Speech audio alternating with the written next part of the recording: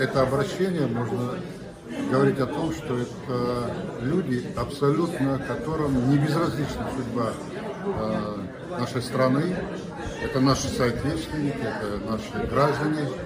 Это люди, которые действительно очень патриотично настроены, и вполне понятно их обращение к нашему национальному лидеру,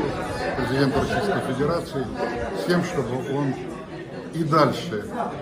понятно, что это очень сложный, ответственный пост, чтобы он и дальше делал все, чтобы наша страна